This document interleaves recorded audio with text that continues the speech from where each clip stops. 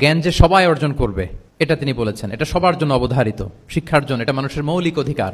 তিনি বলেছেন তলাবুল ইলমি ফারিদাতুন আলা কুল্লি মুসলিম, পৃথিবীর প্রতিটি মুসলমানের জন্য জ্ঞান অর্জন এটা ফারিদা, আবশ্যক, ম্যান্ডেটরি, এটা অপশনাল না, এটা কম্পালসারি।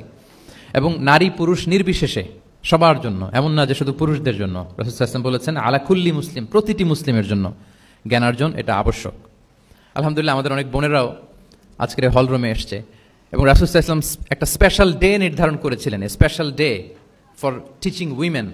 মদিনার নারীদেরকে পাঠদানের জন্য, শেখানোর জন্য তিনি একটা স্পেশাল ডে নির্ধারণ করেছিলেন এবং নারীদের আগ্রহের কারণেই তিনি সেটা করেছিলেন।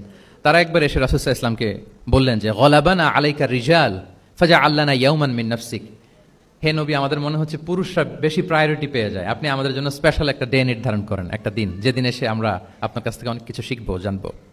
ফাওয়াআদাহুন্না ইয়াওমান লাকিয়াহুন্না ফীহি ফাওয়াআযাহুন, রাসূল সাল্লাল্লাহু আলাইহি ওয়াসাল্লাম তাদের এই আবেদনের প্রেক্ষিতে মদিনার নারীদের জন্য একটা special day for teaching women, মদিনার যে কমিউনিটিতে নারীরা ছিল তাদের জন্য রাসূল সাল্লাল্লাহু আলাইহি ওয়াসাল্লাম স্পেশাল একটা ডে নির্ধারণ করেছিলেন। এবং সেদিন পুরুষ সাহাবীদেরকে গুরুত্ব না দিয়ে তিনি শুধু নারীদের, বোনদের কোশ্চেন নিতেন, তাদেরকে তিনি পাঠদান করতেন, শিক্ষাদান করতেন।